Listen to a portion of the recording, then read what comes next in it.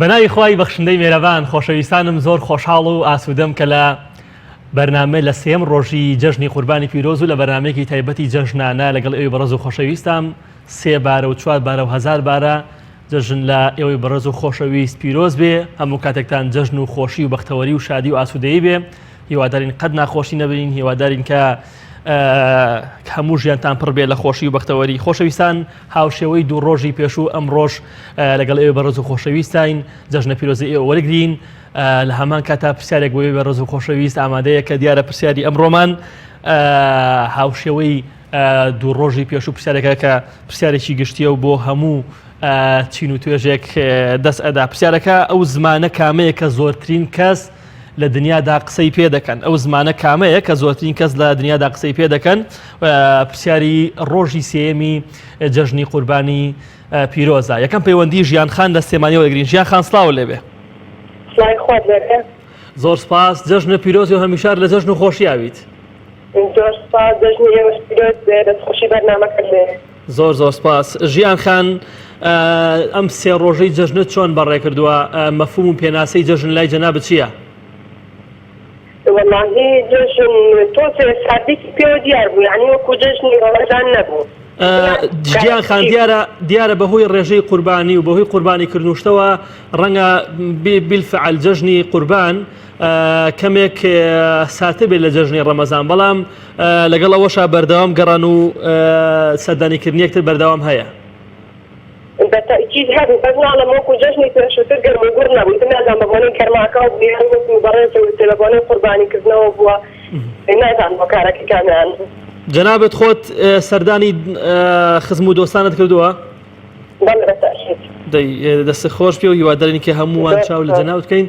ژیان خان، سەبارەت بە پرسیارەکەی ئێمە کە لەسەر شاشەش دیارە پرسیارەکە نووسراوە، ئەو زمانە کامەیە کە زۆرترین دانیشتوانی جیهان قسەی پێەکەن؟ اختياري نية؟ هيج اختياري نية نوالا. إنجليزي بيه. چی بيه؟ إنجليزي بيه. إنجليزي؟ بله. با إنجليزي بيه، دست خوش بيه و سپاس بۆ پەیوەندیەکەت. پەیوەندی دواتر کاک عەدنان ئەحمەد لە بەردەڕەشەوە. کاک عەدنان گیان سڵاو لێبێ. الو، سلام خۆلەتۆ لە تاوای کادیر و کێمانناوین تەلەڤیزیۆنی پەیام بێتنتۆنی باشم ئەوسەر بۆرانی بەڕێ. زۆر سپاس کاک عەدنان. جەژن لە تۆ و لە خانەوادە و لە تەواوی دۆست و خۆشەویستانت پیرۆز دەکەین. هیوادارین هەموو کاتێکتان جەژن بێ. زۆر سپاس. بەڵێ کاک عەدنان، وە بزانم لە 2 ڕۆژی ڕابردووشا تەلەفۆنت بۆ کردوین، بەڵام هیچی خۆشت بۆ نەجێڕاوینەوە. ئەمڕۆ قبوڵ نییە شتێکمان بۆ باز نەکەی. خۆدەوەستا گۆراوەتی داخلی بەرنامە دەبینیت شتێکمان بیر نایێت. نەخۆ من زۆر حەز دەکەم لەم جەژنەیە هیچی خۆشت بەسەر نهاتۆ کاک عەدنان؟ ناوەڵا زۆر دەرنەکەتم لەبەر هێندێ. دەی سەلامەت بیشەڵا لای تۆ ناوم گەرەک دەرنەکەت. بەڵێ کاک عەدنان، ئەم جەژنە، ئەم 3 ڕۆژی جەژن چی دیاردەیەک هەبووە کە تۆ دڵخۆش بکات لەم 3 ڕۆژەیە؟ وەلای قوربانیەکە زۆر بوو، زۆر پێی دڵخۆش بووم و گەڕیانی زۆر بوو. گەڕیان لە بەردەڕەش گەڕیان زۆر بوو. بەڵێ دەی سپاس بۆخوا. کاک عەدنانکیان، پرسیارەکەی ئێمە ئەو زمانە کامەیە کە زۆرترین کەس قسەی پێەکە؟ گیان سینی بێتن بەزەتوانم براکەشم بەزدار بێ. زمانی چی بێ؟ سینی؟ بەڵێ. باشە گیان، دەست خۆش بێ. با براکەت بەشداری بکە. دەتوانێت بەزدار بێ. با بەشدار بێ. لا منەوە ماڵەوە لوقمان. ناوی چییە؟ سلام علیکم. وعەلەیکە سەلام برای من. لوقمان ئەحمەد. مامۆستا جەژنە پیرۆزی و هەمیشار لە جەژن نبیناوی بەڕێزت. تۆش پیرۆز بێ. هەموو کارمەندانی. کەمێک دەنگت بەرزکەیتەوە، پێشم بڵێ ناوت چییە؟ لوقمان ئەحمەد. وەڵی تێ ناگەم. کاک لوقمان، خۆشحاڵی لە بەردەڕەشەوە. کاک لوقمان، سەبارەت بە پرسیارەکەی ئێمە ئەو زمانە کامەیە کە زۆرترین کەس قسەی پێیەکە؟ چینی بەڕێ. با چینی بێ. دەست خۆش بێ. زۆر سپاس و پەیوەندەکەتان هەمیشە هەر لە جەژن و خۆشی و شادیەوە. پەیوەندی دواتر چێمان لەگەڵا؟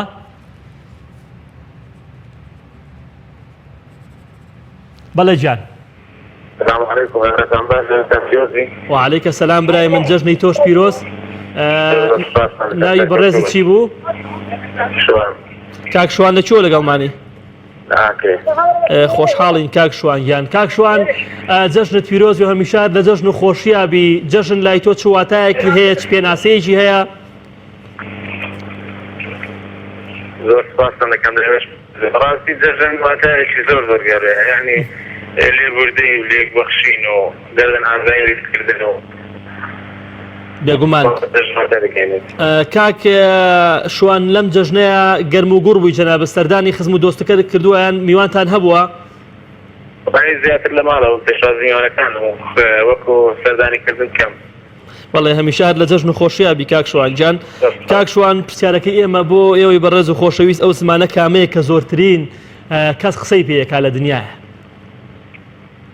ئاسانکاری نییە هیچ ئاسانکاری نیە نەوەڵە ڕیان زیاتر چەند گوتووە گیان هاوڕێیان زیاتر پێ گوتووە سێ هاوڕێ بەشداری کردووە دانەی شاوتوێتی ئینگلیزی و دوانی شاوتوێتی چینی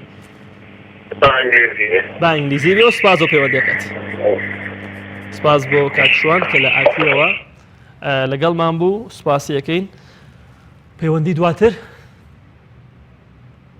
میدیا خانسڵاوە لێبێ السلام عليكم. وعليك السلام خوشکی من زۆر سپاس جەژنە پیرۆزی و میشار لە جەژن سپاس دەکەم دەخۆشی لێەکەم پیرۆزای جەژن لێتە زۆر سپاس میدیا خان ئەم سێ ڕۆژی جەژن لای تۆ چۆن بەڕێوە چوو گەرم و گوڕ بوو لای تۆ باش پێشوازیت لێ کرد باش یعنی بەخێراتنت کرد باش بەسەرە بێت وەڵا لەخوا بەزیادە لە ئەوە ڕۆژەوە میوانم هەبووە هەتا کووە میێوارێ ئەدەی سپاس بخۆ ینی گەرم و گوڕ بوو لایەوە ئەهڕوەڵا چ دیاردەیەک لەم سێ ڕۆژەیە زیاتر تۆی خۆشحاڵ کرد بەدەر لە گەر نازای ئەم شتانە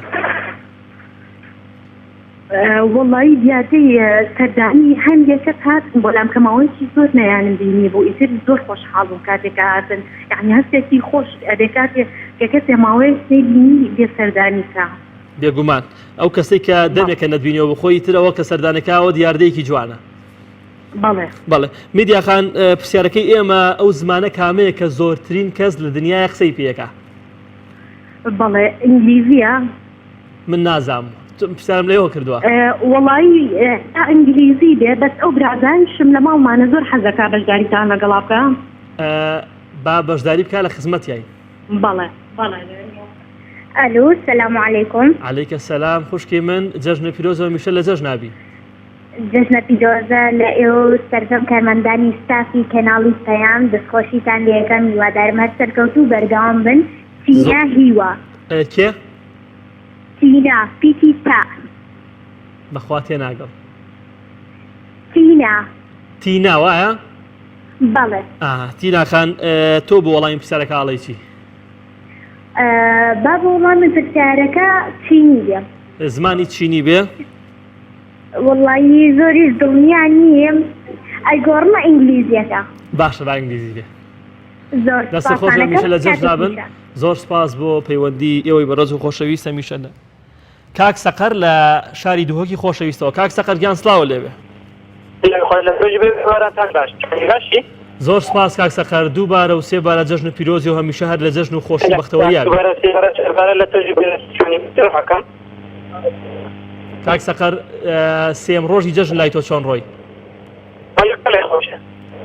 میوانتان نەبووم لە سێم ڕۆژایە خۆت سەردانت کرد هەر جەژن و خۆشیابی کاک سەقەر جیان کاک سەقەر واتە و پێناسەی جەژن لای جەنابتان چییە؟ تشتێکی خۆشیە هەر شتێکی خۆشیە یاخود بریتە لە گەرد نازایی بریتە لە سەردانی یەکتر بریتە لە پاکبوونەوەی دڵەکان لەگەڵ یەکترە وانە؟ کاک سەقەر بۆ وەڵامی پرسیارەکەی ئێمە ئەو زمانە کامەیە کە زۆرترین کەس لە دنیای قسەی پێیەکە با چینی بێجان دەستی خۆلۆ سواس دەکەین هەر بژیت خوال لەگەڵ بێ هەمیشە لە جەژن و خۆشیابی پەیوەندی دواتر ئاڵا خان لە چەمچەماڵ ئۆستای خوارد دەبێ جەژنی تۆ پیرۆزە و جەژن لە تۆ و خانەوادە و خزم و دۆستان و خۆشەویستان پیرۆزی و هەمیشە لە جەژناوی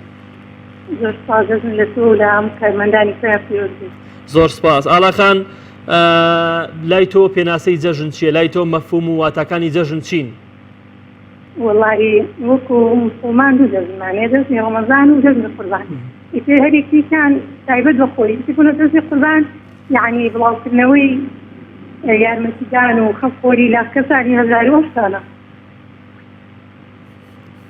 دەستەکانە خۆش بێ ئاڵاخان ئەی لەم جژنەیە تا چەند میوانتان هەبووە تا چەند پێشوازیان لە میوان کردووە پێ دوایە گەرم و گوڕیت پێوە دیار بوو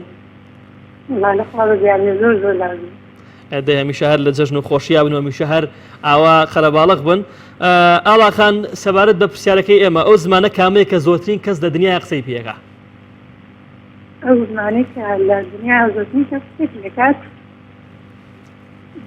لای تۆ چ زمانێکە پێم وابێ ڕەنگە چینی بێ چینی بێ بەڵێ من نازانم پرسیارم لە تۆ کردو نازانم هیچ اختیاری هاوکارێکمان ناکەیت هیچ ئاسانکاریەکی نییە ئێوەکەی دەبا کۆتا وەڵام چینی بێ باشە گیان دەستی خۆش و سواز و پەیوەندێکت خۆت لەگەڵ بێ پەیوەندی دواتر کاک نەورۆز لە ئامێدی کاک نەورۆز سڵاو لێبێ الو السلام عليكم مەمەستای زۆر بەڕێزتون بەشێ وعلیکە سەلام برای من هەمیشە لە جەژن و خۆشیابی کاک نەورۆزیان هەر لێرەوە تاوەکو ئامێدی ئێمە سڵاو و ڕێزمانەیە زۆر ممنون مەمەستا ڕێز بڵم هەیە بۆ هەمی خەدر و فەرمەندی ڕادیۆی تلەڤیزیۆنی پەیام و هەمی هەواڵە و هەمی دیدەری تلەڤیزیۆن زۆر سپاس کاک نەورۆز سێ ڕۆژی جەژن چۆن بەڕێکرد لای خۆتەوە توانیت بە شێوازێکی باش پێشوازی لێ بکەیت و بەڕێ بکەی ئەم سێ ڕۆژە والله مەمەستا لۆی ئێمە لۆی دەڤەری ئامێدی زۆر خۆش بوو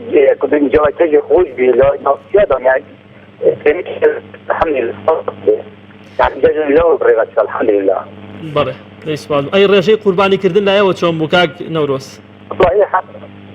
الحەمدولله سپاس بەخوا هەمیشار لە جەژن و خۆشیابی کاک نەورۆزگیان پرسیارەکەی ئێمە و زمانە کامەیە کە زۆرترین کەس لە دنیای قسەی پێەکە والله مەمەستا سوێدم گەر هەوری کاری تۆ لە چین بیتە با زمانی چینی بێ بەڵێ مەمەستا گەر هەوری کاری تۆ باشە گیان با چینی بێ و سوپاس دەکەین هەمیشە لە جەژن و خۆشیابی کاک نەورۆز کاک شعبان لە ئاکرێەوە کاک شعبان گیان سڵاو لێبێ سلام کارۆناتۆنی باشی ماستە میرە زۆر سپاس کاک شعبان دووبارە جەژنت پیرۆز دووبارە سێبارە جەژن لە تۆلام و کارمەدان هەموو بینەرانی کەنالی ئاسمانیتان پیرۆز بێ زۆر سپاس جەژن لێ و لە خانەوادەی بەڕێزیشتان پیرۆز کاک شعبان سێم ڕۆژی جەژن لە ئاکری خۆشەویست چۆن بەڕێوە چوو واللهی ماستەم لە گوندە چ ئاگرێدا دەنیشن جەژن إلى ڕۆژی یەکەم و دوام خۆش و پێما ڕۆژ هیچ خۆشیە شتینە بوو سەردانتش زۆر کەم بۆ سەردان کەم و سێم ڕۆژ بە تایبەتی لە گوندان ڕۆژی یەکەم زۆرە ڕۆژی دوام و شعبان ڕەنگە ئەو خزم و کەسوکاری تۆ هێتا یعنی تا دوم ڕۆژ تر هەموو ماڵەکانیان تەواو کردبێ تر پێکمان ڕۆژی یەکەم زۆر قەلەباڵغە بێ حەسێت ئەنی ڕۆژی دوام و سێم قەلەباڵغەکە کەم بوویتەوە دەی هیوادارین کە هەمیشان قەلەباڵغ و باشترین پێشوازی لێ بکەین ئێمە بە باشترین شێوە بەڕێ بکەین کاک شعبانگیان سەبارەت بە پرسیارەکەی ئێمە ئەو زمانە کامەیە کە زۆرترین کەس لە دنیای قسەی پێیەکە بەڵێ ماستەبا چینی بێبانی دەتوانم بخویشکم بەشدار بێ با زمانی چینی بێ با بەشدار بێ لە خزمەتیاین لای منەوە سەلامان وعليك السلام براي من السلام عليكم وعليك السلام خوشكي من جەژنە پیرۆز و هەمیشە لە جەژن نابی تۆنی باسی مامۆستا گۆران زۆر سپاس بەڵێ شیرینت لەگەلە جەژنت لێ پیرۆز بێ لە یەکێکە کارمەندانی کەناڵی ئاسمانی پەیام و جێگرە بە ڕێزەکانی زۆر سپاس جەژن لێوەش پیرۆزێ بەس ناوەکە دووبارە بکەیتەوە شیرین خان جەژنی ڕەمەزان جەژنی قوربان چ جیاوازیەکی هەیە پێ دوای لەگەڵ جەژنی ڕەمەزانە والله مامۆستا جەژنی قوربان ئەوەیە یعنی زۆربەی فەقیر و هەزارەکان بەسەر دەکرێنەوە بە گۆستی قوربانی ئەوە خۆشیەکەیەتی جەژنی ڕەمەزانیش ئەوە خۆشیەکەیەتی کە مرۆڤ مانگێک عیبادەت دەکاتن بۆ خودای گەورە و چاوەڕێی ڕۆژێکیشە ئەویش ڕۆژی جەژنەکە گەردە نازایی لە هاوڕێ و دۆست و برادەرەکانی بکاتن بێگومان زۆر جوانە جیاوازیەکی تەواو دەست خۆش بێ شیرین خان سەبارەت بە پرسیارەکەی ئێمە ئەو زمانە کامەیە کە زۆرترین کەس قسەی پێیەکا لە دنیایە با چینی بێ و سپاس دەکەین هەر بژیت هەمیشە لە جەژن و خۆشیابن سەدا خان سڵاو لێبێ السلام عليكم وعليك السلام خوشکی من جەژن پیرۆزی و هەمیشە لە جەژن و خۆشیابی زۆر سپاس کارگۆران لە ئێوەش پیرۆز بێت و تەواوی کارمەندان پیرۆز بێ مەمنونتانەکەم زۆر سپاس سەدا خان سلێمانی خۆمان لە سلێمانین بەس ئێوە لەو گەڕەکەی ئێوە جەژن چۆن بەڕێوە چۆم سێ ڕۆژە والله ڕاستێکی نادام هی گەرما بوو هیچی بەرەو گەرمەگوڕێتەوە نەبوو لەخوا بەزیابێ هەر باش بوو ئەوەش نەبوو کە بڵێ هەر ساردە و کەس ناگەڕێ بەڵام باش بوو پێویستیش نەبوو بڵێ ئەو دیاردانەی کە تۆیان خۆمان کەسانێکی مسلمانین وەکو پێویستیش نەبوو بڵێ زۆر بێ بەڵێ سەداخان ئەو دیاردانەی کە لە جەژنی قوربانە ئەم سێ ڕۆژە تۆی خۆشحاڵ کرد بەدەر لە سەردانیکردن و گردن ئازاوی ئەم شتانە چی بوو لای تۆ؟ وڵایی ڕاستێکی یەکێک لەو شتانە کە ئینسان زۆر خۆشەکە ئەوەیە ئەگەر کەسانێکیش کە ماوەیەک لەمەوە پێشناو ینی نەتبینی بن لە کاتی هەر سەردانیانەکەی ئەوە زۆر خۆشە ینی خۆشحاڵتەکە یان گەرم و گۆڕەیەکی میوانداری و سێرەکەی ینی ئەڕێک چیلەیە کەسانی کەشە بینی کە پێشتر هەر ینی نەتبینی و لە ئەیان ناسی ئەوانە بەڕاستی دڵخۆشکەرن بێگومان وایە سەداخان جەرمی قوربانیش خۆی تایبەتمەندێکی پێ دیارە ئەو قوربانیە زیاتر ینی گەرم و گۆڕەیە خاتە بینی مسلمانات بێگومان وایە دەستە خۆش بێ و زۆر جوانە سەداخان پرسیارەکەی ئەمە لەسەر شاشە دیارە ئەو زمانە کامەیە کە زۆرترین کەس لە دنیای قسەی پێیەکە ئەو زمانە بە پێ و زانیارێکە من هەمە کە زۆرترین دانیشتوانیان هەیە لە چین پێم وا بێ هەر چینی بێ زمانی چینی بێ بەڵێ گیان دەست خۆش بێ لە کۆتاییە دیارە وەڵامی دروست ئاشکراکەن سپاس بۆ پەیوەندیەکەت دوعاخان لە بەردەڕەشەوە سڵاو لێبێ سلام علیکم وعلیکە سەلام خوشکی من تۆنی باسی زۆر سپاس دوعاخان جەژنی پیرۆز و هەمیشار لە جەژن و خۆشیابی هەموو کارمەندان هەموو گلستمانان زۆر سپاس دوعاخان جەژن لای تۆ چواتە و پێناسەیەکی هەیە جەژن بریتە لە چی لای تۆ وەڵا جێژنێکی زۆر خۆش لێ ڕەحەم جێ بەدەستکەن لەخوای بەزیادی دەی سپاس بخوا سەبارەت بە پرسیارەکەی ئێمە دوعاخان ئەو زمانە کامەیە کە زۆرترین باشە نێش پرسیارەکەم تاواکەم دەستی خۆش و سپاس دەکەی دەتوانە خوشکەکەم بەشدار با بەشدار بێ لە خزمەتیای ناوی منەوە ناوی ڕەجا ناوی چییە؟ ڕەجا سلام علیکم عەلەیکە سەلام گیانەکەم باشی؟ چۆن باشن زۆر سپاس جەژنە پیرۆز و هەمیشار لە جەژن نابیت لە پیرۆزە زۆر سپاس جەژنە چۆن بەڕێکرد؟ خۆش بوو خۆش بوو؟ بەڵێ سەردانی برادەرەکانە کرد؟ بەڵێ ئەی ئافەرمەی نوقڵە زۆر کۆ کردەوە؟ زۆر چۆکڵێتم خڕ کردوونەوە ئەی زۆرە خواردووە؟ نە ئەی ئافەرم زۆر نەخۆی خراپە باشە ئەی پرسیارەکەی ئەماڵە و زمانە کامەیە کە زۆرترین کەس قسەی پێکا لە دنیاە لای تۆ چ زمانێکە؟ چی؟ مام ڕەزا تێناگەم ئینگلیزی باشە گیان ئەڵێ ئینگلیزی و سپاس بۆ پەیوەندیەکەت هەمیشار لە جەژن و خۆشییا بن خوشکە سامیە لە دوهۆکەوە خوشکە سامیە سڵاوت لێبێ و هەمیشە لە جەژن و خۆشیابی ئێوارەتان باش ئێوارەی جەناوت باش جەژنە پیرۆز هەمیشە لە جەژن نابی خوشکی من زۆر سپاس دەستتان دووبارە سێبارە پیرۆز بێ چۆنی باشی زۆر سپاس ئێوە چۆنن سحەتان چۆنە تەندروستیتان لەگەڵ جەژنە وەلە زۆر خۆشە بەس مامۆستا گەرما زۆر هەیە ینی خۆشە بەس گەرمایە بەڵێ دەی هیوادارین کە گەرماش کاریگەری نەکاتە سەر ئەوەی کە ئێمە سەردانی یەکتری بکەین سامیەخان لەگەڵ جەژن ئەم سێ ڕۆژەی جەژن لای ئێوە ڕێژەی قوربانیکردن و ئەو سەردانیکردانی کە هەبوو لای ئێوە زۆر بوو بەڵێ زۆر خۆش بوو دەی سپاس بۆخوا سامیەخان پرسیارەکەی ئەمە لەو زمانە کامەیە کە زۆرترین کەس لە دنیای قسەی پێیەکە باچین بێ با چینی بێ سپاس دەکەین شەکەمپانێ کوردی باشدار دەبێ با خۆی قسە بکە ئەمتانی باشی زۆر سپاس ناوت چییە؟ جوهان لە دهۆ سەبارەت بە پرسیارەکەی ئێمە چینی چینی بێ؟ برا دەستی خۆش بێ گیانەکەم هەمیشە لە جەژن و خۆشییا بن سپاس بۆ پەیوەندیەکەتان شەونم خەم لە سلێمانی شەونم خان سڵاوت لێبێ سلام علیکم وعلیکە سەلام خوشکی من جەژنە پیرۆز بێت زۆر سپاس درێگیان جێژن لە تۆ لە سەرجەم کارمەندانی خۆشەویست پیرۆز بێ زۆر سپاس شەونم خان جەژن لە چێ لێرەوە لە کڕەکەی شاشە جوانەکەی کەناڵی پەیامەوە جەژن لە چێ پیرۆز دەکەی پیرۆزبایی لە کێیەکەی پیرۆزبایی لە تۆی زۆر بەڕێز و سەرجەم کارمەندان و سەرجەم هاوڕێیانی بەڕێزەکەم. زۆر سپاس هەمیشە لە جەژن و خۆشیابی شەونم خان ئەو دیاردانەی کە لە جەژن نبینیت ئەم ساڵ ئەم جەژنی قوربانە لای تۆ جێگەی دڵخۆشی خۆشحاڵی بوو چی بوون؟ وەڵایی زیاتر ئەوە بوو کە زۆر کەس هاتن بۆ پیرۆزبایی. ئەوە دیاردێکی جوان بوو لای تۆ؟ بەڵێ.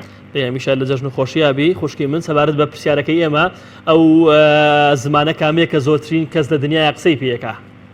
با چینی بێ. با چینی بێ و زۆر سپاس بۆ پەیوەندێکەکە. ئەتوانێ خوشکەکەم بەشدار بێ؟ با بەشدار بێ. هەلو.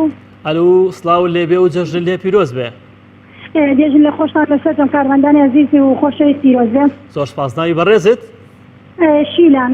شیلان خان جەژن لای تۆ چۆن بەڕێوە چوو تۆ خۆت لای خۆتۆ توانیت باشترین شێوە پێشوازی لێ بکەیت و ئەم سێ ڕۆژە بەڕێ بکەیت؟ وەڵی دێژن هەروەکو ڕۆژانی ئاسایی بوو بەلایەنەوە. بۆ؟ وەڵی نازانم. ئەخەدە نابێ ینی نابێ گلەیش لە کەس پێیکە بڵێ. ڕاستی دێ وەڵی بێکە بڕۆشی دۆبرە سۆزە ناسا بووم نەخۆش بووم ئیتر بەلامەوە خۆشێکی وان نەبوو. بەڵێ دەی خوای گەورە شیفا و با ئینشەڵڵا. شیلان خان سەبارەت بە پرسیارەکەی ئێمە ئەو زمانە کامەیە کە زۆرترین کەس لە دنیای قسەی پێیەکە؟ وەڵی من ئەڵەم چینی تر نازانم. چینی بێ؟ بەڵێ هەروەکو هاوڕێیان بەڵێ. باشە گیان ئێمەش لە کۆتایی وەڵامی دروست شانسمن. ئاشکراکەین سپاس بۆ پەیوەندەکەتان هەمیشە هەر لە جەژن و خۆشیابن. خەندەخانمان لەگەڵ خەندەخان سڵاو لێبێ. خەندەخان؟ السلام عليكم. وعليك السلام خوشکی من جەژن پیرۆز بێ. زۆر سپاس کەمێک دەنگت بەرزکەیتەوە سپاس دەکەین. بەڵێ پای کارمەندانی تەلەڤیزیۆنی پێتان دەکەن لە هەمڕۆژان بەژن خۆشی شادی دەبێت. زۆر سپاس خەندەخان جەژن لای تۆ چۆن بەڕێوە چوو چۆن پێشوازی لە جەژن کرد؟ ئەخوای بەزۆر خۆشی خۆش دەبێت ئینشاءڵڵا. دەی هەمیشە هەر لە جەژن و خۆشیابی خوشکی من سەبارەت بە پرسیارەکەی ئێمە و زمانە کامەیە کە زۆرترین کەس لە دنیای قسەی پێیەکە؟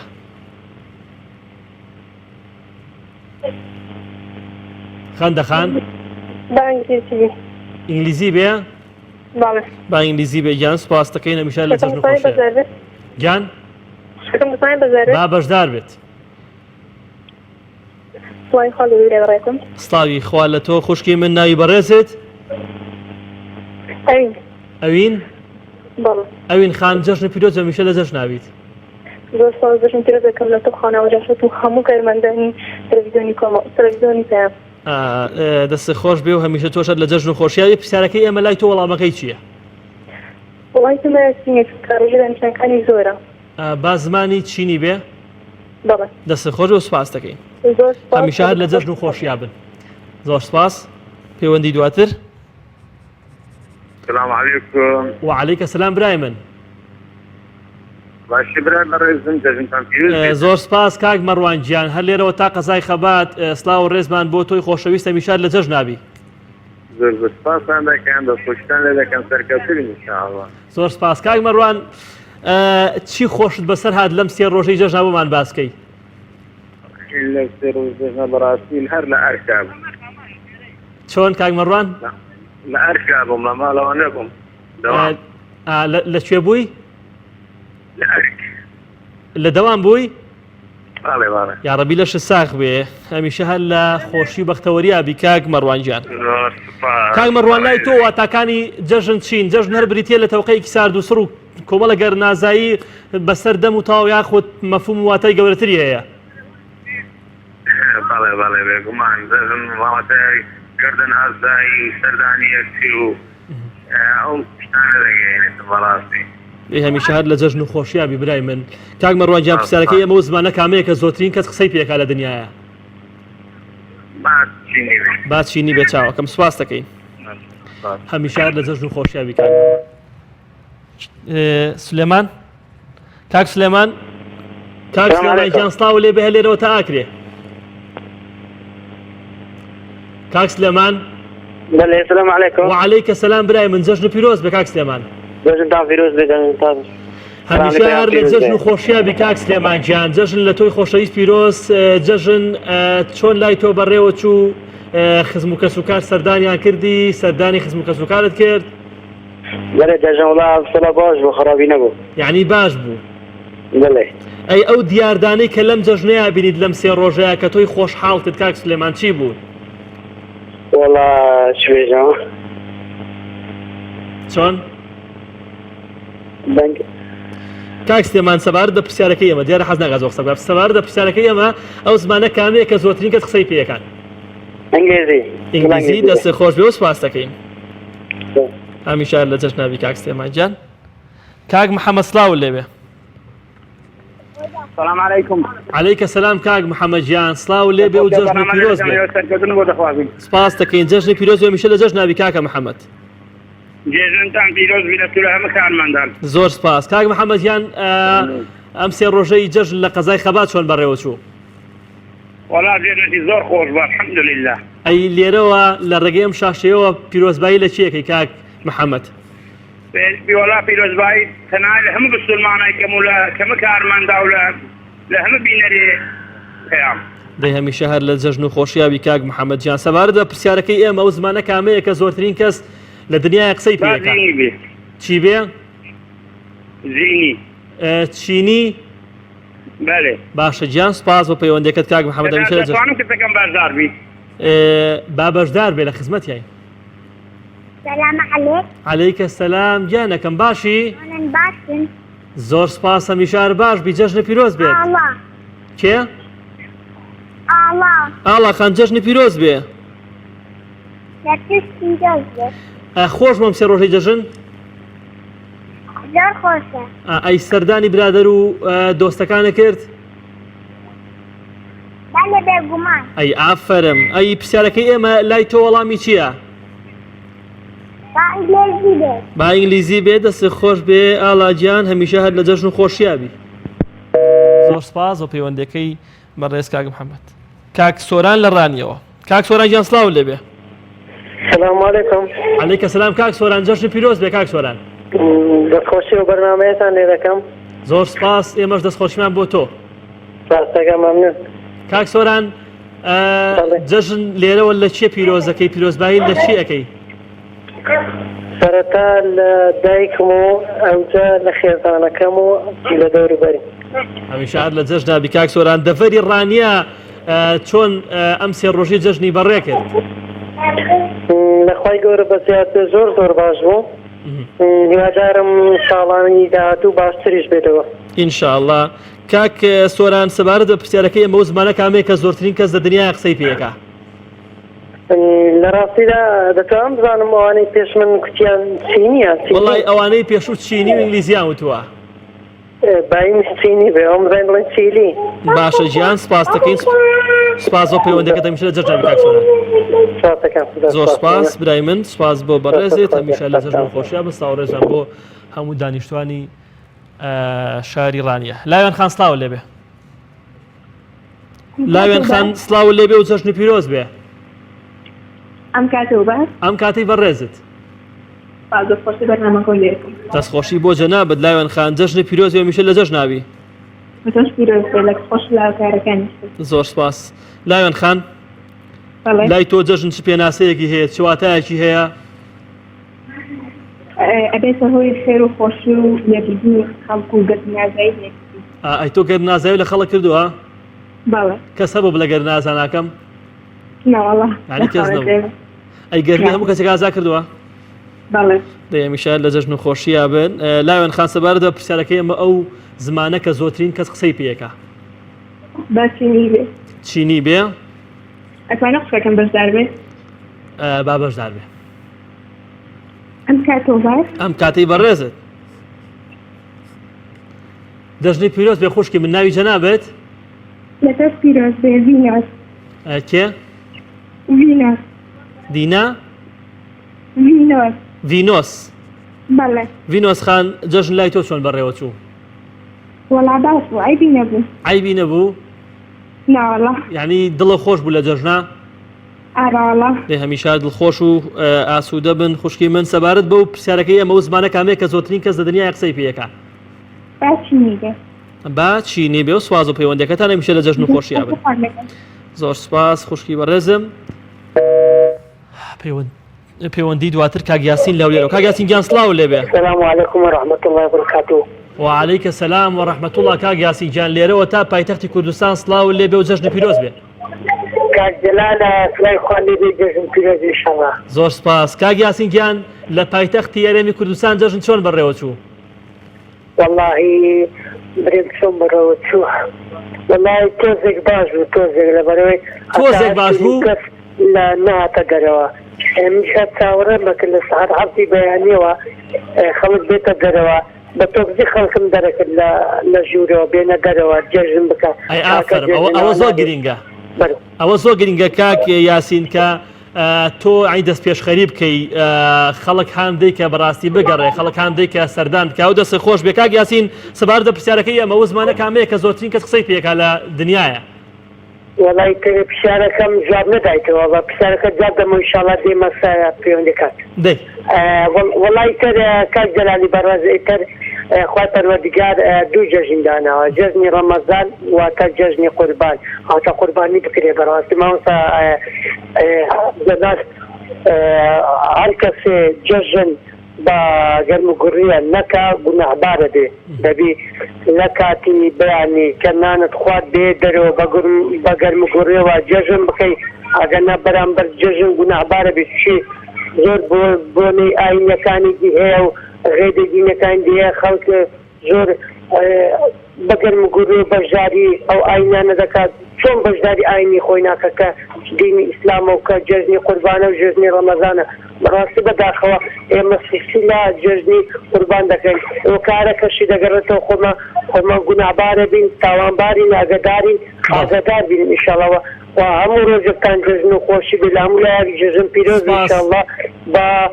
إنجليزي إن شاء الله ولا أجر چیزا خوش كم بزداري بك بكرتي با بەشداری بکە لە خزمەت یان دەست خۆشسپاس بە وتەکانت.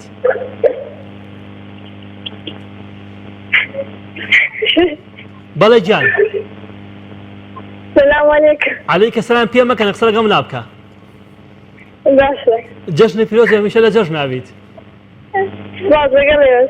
زۆر سپاس ناوی بەڕێزت. سمەیە. سمەیە خان بەچی پێیەکەنی پێم بڵێ. دەستتان پیرۆز بوو. هەمیشە هەر لە جەژن و خۆشیاوی هەمیشە هەروە دەم بە خەندەوی خۆشکی من سەبارەت بە پرسیارەکە. زمانی ئینگلیزی. با ئینگلیزی بێ دەستی خۆشی هەمیشە لە جەژ دابن.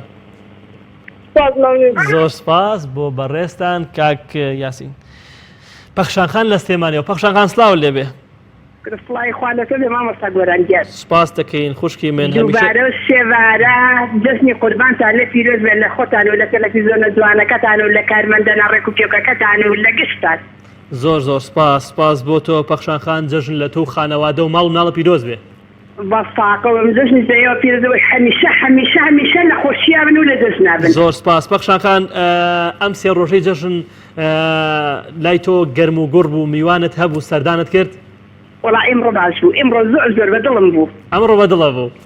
ئەرە وڵا دیارە حەزت لە میوانە.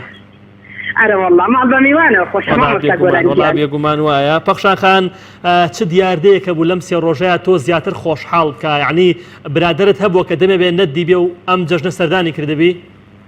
وڵا ئێمڕۆ ئیتر میوانشتەها دڵم زۆر پێی خۆش بوو لە شوێنێکام تۆزێ شوێنەکەمان بڵین ناخۆشە کە میوانە هاتر زۆر دڵم پێ خۆش بوو. دەی سپاس بەخوای گەورە هەمیشە لە جەژن و خۆشییا بن پەخشانخان سەبارەت بە پرسیارەکەی بۆ زمانی ئینگلیزی بە گیانەکەم با زمانی ئینگلیزی بێ و دەستی خۆش بە سپاس دەکەین هەمیشە هەر لە جەژن و خۆشیاوی خوشکی بەڕێزم سپاس و پەیوەندەکەت. کاک هێدی بەڕێز لە ڕانیەوە کاک هێدی گیان سڵاو لێبێ. کاک هێدی بەداوای لێبوورنەوە پەیوەندی کاک هێدی لە ڕانیەوە داخرایەوە و هیوادارین کە جارێکتر بتوانێت پەیوەندیمان لەگەڵا ساس بکاتەوە. پەیوەندی دواتر وابزانم ئامادەیە.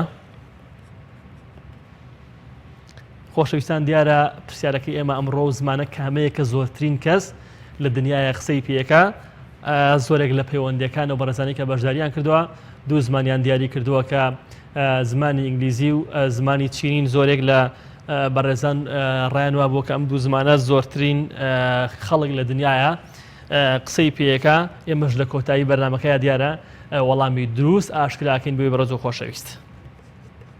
پەیوەندی هەیە کاک زوبێر؟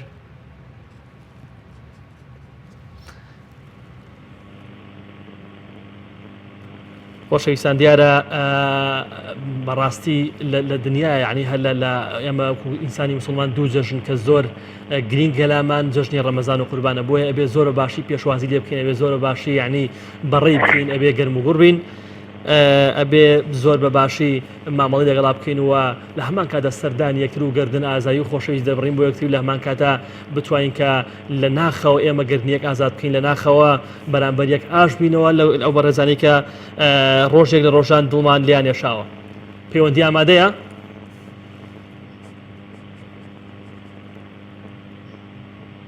بەڵێ گیان. السلام علیکم. عەلەیکە سەلام برای من. تۆنی بەڕێزم باشی؟ زۆر سپاس برای بەڕێزم. جەژنێک پیرۆز هەمیشە لە جەژن و خۆشیابی. دەستێ جەناب پیرۆزبی هەر لە جەژنابن. زۆر سپاس. بەرنامەکەتان لێ دەکەم. ئێمەش دەستخۆشیمەوە پەیوەندەکەی جەنابێت. مامۆستا جەژن لای تۆ چۆن بەڕێوە چوو؟ جەژن سێ ڕۆژی جەژنی قوربان لای تۆ گەرم و گوڕ بوو؟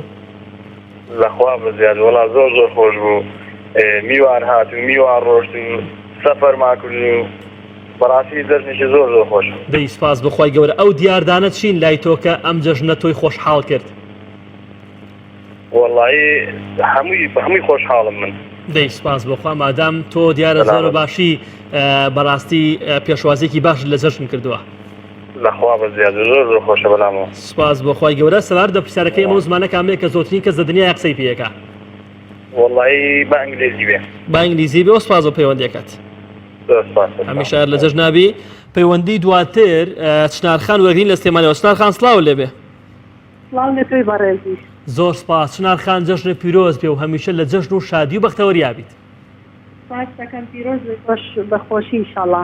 زۆر سپاس. چنارخان چیت هەیە لە جەژنا پێشکەشی خۆشەویستانی بکەی؟ پیرۆزبایی لە کێیەکەی؟ وڵای پیرۆزبایی لە سەردەم هاوڕێیان و خزمان وەکەم بە تایبەتی لە کەناڵە بەڕێزەکەی ئێوەش پیرۆزبایی لە سەردەم کارمەندانەکەم. هەمیشە هەر لە جەژن و خۆشیابی. چنارخان سەبارەت بە پرسیارەکەی ئێمە ئەو زمانە کامەیە کە زۆرترین کەس لە دنیای قسەی پێیەکە؟ چینیە؟ با چینی بێ و سپاس دەکەین. هەمیشە لە جەژنابی. پەیوەندی دواتر ئەسما شاری هەولێری خۆشەویست و ڕێیان خان دەکەم. ڕێیان خان سڵاو لێبێ. السلام علیکم. عەلەیکە سەلام خوشکی من. ڕێیان خان جەژن پیرۆز بێ. سەلامەتی لەنگۆش پیرۆزبی. زۆر سپاس. ڕێیان خان جەژن لای تۆ چۆن بەڕێوە و توانیت بە باشی پێشوازی لە جەژن بکەی؟ وەڵا باش. باش بوو؟ حەیبی میوانتان هەبوو؟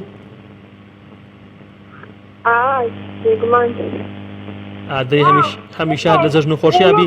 ڕێیان خان سەوار دە پرسیارەکەی ئەمە زمانە کامەیە کە زۆرترین کەس لە دنیای قسەی پێیەکە؟ ئینگلیزی بێ؟ دەستی خۆش و سپاس بۆ پەیوەندیەکەت. هەمیشە هەر لە جەژن و خۆشیابی. خوشکی بەڕێزم ڕێیان خان جەژن لە تۆ و لە تەواوی دانیشتوانی شاری هەولێر پیرۆز بێ. ئایا خان لە کردکەوە سڵاو لێبێ. زایفا لە تۆ براکەم دەستخۆشی بەرنامەکە لەکەم پیرۆزبای جەژن لێکەم. جەژن لە تۆ پیرۆز ئایا خان هەمیشە هەر لە جەژن و خۆشی بەختەوەریابیت. اللهم ئامین. لەگەڵ ئێوە لە هەموو مسلمانانی سەردیان پیرۆز بکەم. زۆر سپاس. ئایا خان جەژن لای تۆ چۆن بەڕێوە چۆم سێ ڕۆژە پیرۆزبایی جەژن لە چیەکەی لێرەوە؟ وڵا لە هەموو مسلمانان لەخوا بەزای جەژنێکی ئینشەڵڵا خێر و بەرەکەت و خۆشی بێتن. سپاس بۆ خوای گەورە هەمیشە هەر لە جەژن و خۆشیابی. ئایا خان بارودۆخی کەرکووک لە ڕووی ئەمنیەتەوە چۆم و لەم سێ ڕۆژەی جەژنا؟ وڵای لەخوا بەزیاد زۆر باشی بێ عەیب بوو. بەس گەرماکە زۆر تێکی دا بوو. گەرماکەی ناخۆش بوو. دەی هەمیشە لە جەژن و خۆشیابن. ئایا خان سەبارەت بە پرسیارەکەی ئێمە ئەو زمانە کامەیە کە زۆرترین کەس لە دنیای قسەی پێیەکە؟ باشتینی بێت و براکەش بتوانێت بەشداریکە بە کورتی با بەشداری بکە لە خزمەتیان. خزمەت دەمنۆ.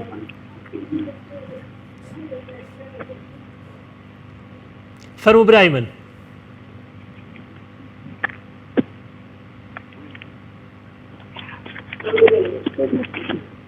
السلام عليكم. وعليك السلام. جانەکەم ناوی بەڕێزت؟ دانا سامر. وڵی دەنگت کەمە بەرزکەیتەوە جۆم لێت نییە. توانە. دانەر؟ توانە. توانە؟ بەڵێ کاک تواناگیان جەژنی پیرۆز هەمیشە لە جەژن ناوی لە یاشفیرەزە لە تۆش نابن زۆر سپاس کاک توانای بەڕێز لای تۆ وەڵامی پرسیارەکەی ئێمە چییە؟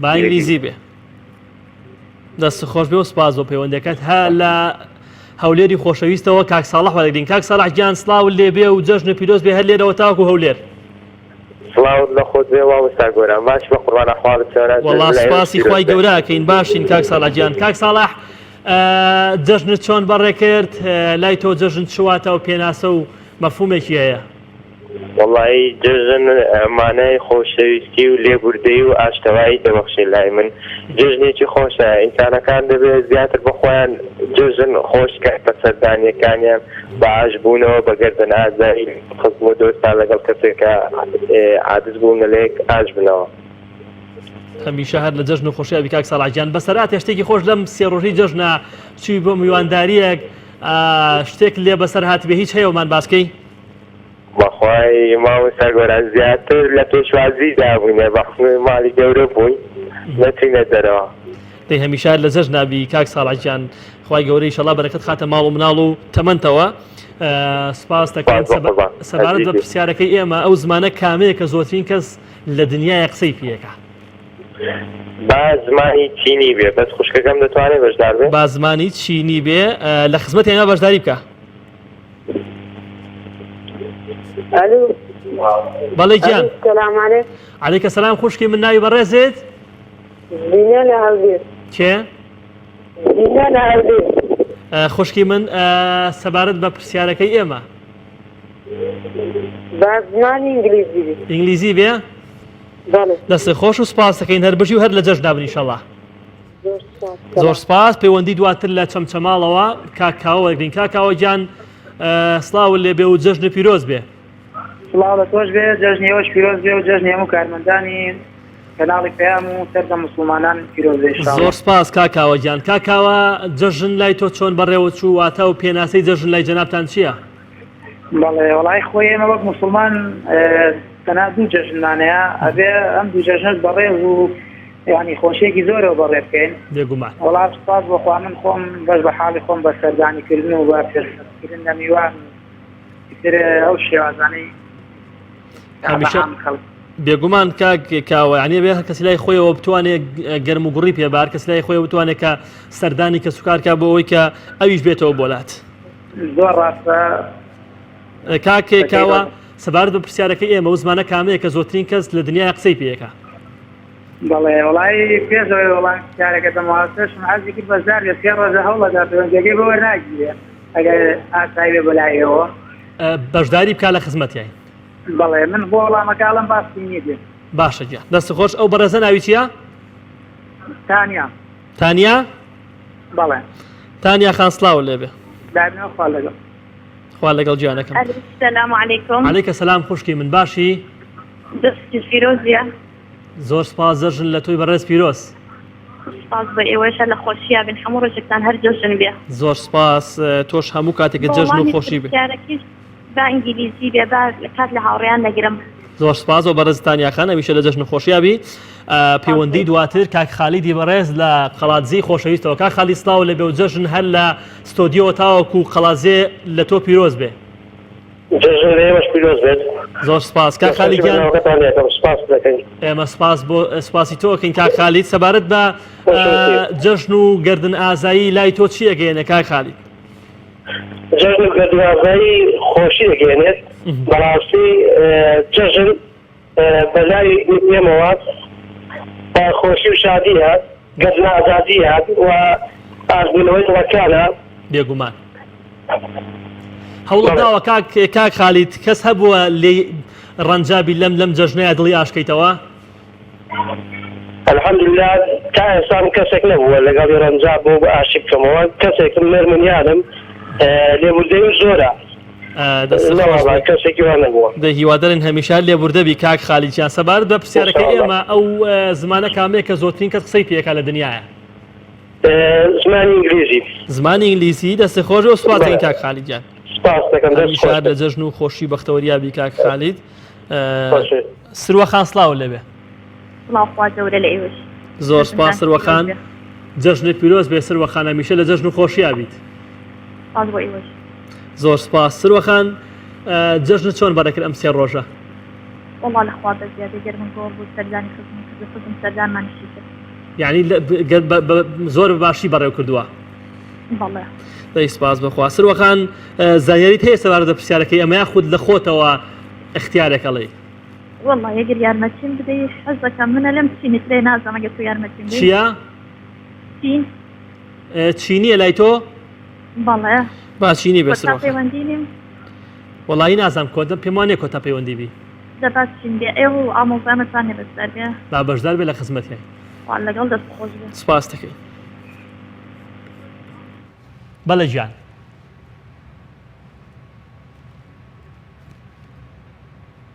بەڵێ گیان. کاک ماهیر؟ ئەلو ئەم کاتەوە باش؟ ئەم کاتەی بەڕێز باش کاک ماهیر گیان. سڵاو لێبێ و جەژنی پیرۆز بێ. سڵاو لێبێت و جەژنی پیرۆز بێت و مۆساڵێکی لە خۆشی و شادی بێ ئینشاءالله. زۆر سپاس. هەمیشە لە جەژنا بی. کاک ماهیر تۆ کۆتا پەیوەندی لە بەردەبوونی کات شتێکی خۆشمان بۆ باز ناکەی؟ والله مادام کۆتا پەیوەندی ماتەنها دەستخۆشی ماوەی سەرکەوتن پێ خۆشحاڵم ئەمڕۆ کە توانین بەڕاستی 3 ڕۆژە ئەمڕۆکە لە ڕۆژ لەگەڵ تۆ بەشداریم کرد زۆر پێ خۆشحاڵم بەڕاستی ئەی من پێ خۆشحاڵم کە توانین بەشداری بکەم. ئێمە زۆر خۆشحاڵتین. ئێمەت گەورە کرد کاک ماهیر گیان. سڵاو ڕێزمانەیە بۆ خزم و کەسوکار هەمیشە هەر لە جەژن و خۆشییا بیت. بەڕێز سپاس سەرکەوتنەوە دەخوازم ئینشاءالله. کاک ماهیر سەبارەت بە پرسیارەکەی ئێمە. والله گەر پرسیارەکەم بۆ دووبارەکەیوە. ئەو زمانە کامەیە کە زۆرترین کەس لە دنیای قسەی پێیەکە؟ ئەنگلیزی چینی یان بەختیارە؟ نا اختیاری لەگەڵان نیە بەس زۆرینەی هاوڕێیان ئینگلیزی و چینیان وتووە. والله بۆ وەڵامی چینی بە چینیەک کاک ماهیر لە بینی چی و چیا ماوی تۆ؟ بەڵێ؟ ئەڵەی ئینگلیزی یا چینیە کامیان ئەڵەی؟ وەڵاهی لەگەڵ ئەو کارێتە دەڵێم چینیەکە بچە ئەنگلیزیەکە بێتن با چاوە. با میشەڵێن با چینیەکە بێ. بەڵێ؟ با چینیەکە بێت. با چینیەکە بێتن. باشە گیان دەستی خۆ دۆست پاس دەکەی. دەکرێت براکە بە کورتی بەشداری بکات؟ براکەت با بەشداری بکات لە خزمەتیاین. ممنون سپاس. مامۆستا گۆران سەلام عەلەیکۆم. سڵاو لێبێ سڵاو لێبێ. سڵاو لە خۆ دیشتۆنی براکەم باشی. زۆر سپاس. ناوی بەڕێزت؟ سەرکەوت. کاک سەرکەوت گیان تۆ بۆ وەڵامی پرسیارەکەی ماڵی چی؟ با مژۆ هاوڕێیان پێ. چی بێ؟ چینی. با چینی بێ و سپاس دەکەین کاک. دەستخۆش و سەلام عەلەیکۆم. سپاس بۆ بەڕێزت خوا لەگەڵ بێ خۆشەویستانم. سپاس بۆ یەکە بە یەکەی پەیوەندەکانی ئێوەی بەڕێز و خۆشەویست. دیارە وەڵامی دروست ئەو زمانە کامێک کە زۆرترین کەس قسەی پێەکە ئەو بەڕێز دیارە ئەو زمانە زمانی ماندارینە کە چینیەکان قسەی پێەکەن کەسیان وەڵامی نیازانی زمانەکە ناوی چی هیچ پەیوەندیە کە زمانی ماندارینی پێڵێن چینیەکان قسەی پێەکەن بەڵام ئەو بەڕێزانەی کەوتویانە چینی وەڵامەکەمان بۆ ڕاستداناون زیاتر دیارە ئەم زمانی ماندارینی کە چینیەکان قسەی پێەکەن زیاد لە ملیارێک و 200 ملیۆن کەس قسەی پێەکە. زۆر داوای لەبوون لەو بەڕێزانە کە کەنیان توانی پەیوەندیمان لەگەڵا ساز بکەن و کات نەبوو پاش ناوبڕێکی بچووک دینەوە خزمەتە.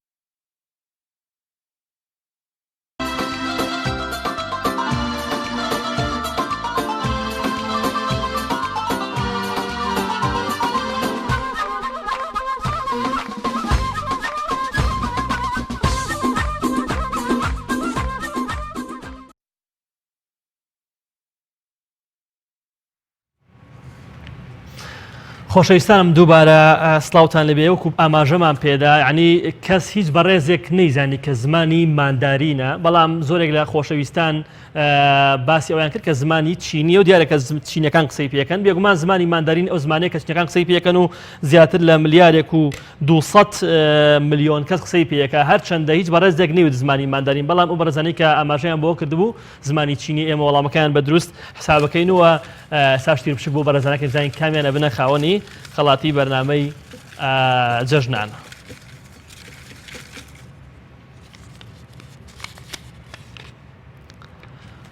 زۆر بەڕێز کاک عەدنان لە بەردەڕەش بووە خاوەنی خەڵاتی بەرنامەی جەژنانە کە ئاماژەی بۆ کردبوو دیارە زمانی چینی زۆرترین ئەو زمانەیە کە زۆرترین کەس لە دنیای قسەی پێەکەن کاک عەدنان لە بەردەڕەش پیرۆزبایی دەکەین هیوادارین کە پاش بەرنامەکە پەیوەندیکە بە ئەو ژمارەی کە لەسەر شاشە دەرەکەوێت 0751 155 28 85 0751 155 28 85 سپاس بۆ ئەوی خۆشەویست سپاس بۆ هاوکارانی زێدا ئیزم کەمان دوو بوون لەگەڵمان هەمیشە لە جەژن و خۆشی بەختەوەری و شادیا بن هیوادارین کە قەت دڵتان ناخۆش نەبێ و هەمیشە دڵ و دەروونتان پڕ بێ لە جەژن سپاستانەکەین کە ئەم سێ ڕۆژە لەگەڵما بوون سپاس دووبارە بوو بەڕێزانەی کە پەیوەندیان لەگەڵا کردین داوای لێبوورنەوە بەڕێزانەکەی کە نەیانتوانی پەیوەندیمان لەگەڵ ئاساس بکەن هەمیشە لە جەژن و خۆشی و ئاسوودەیی یابن خواتان لەگەڵ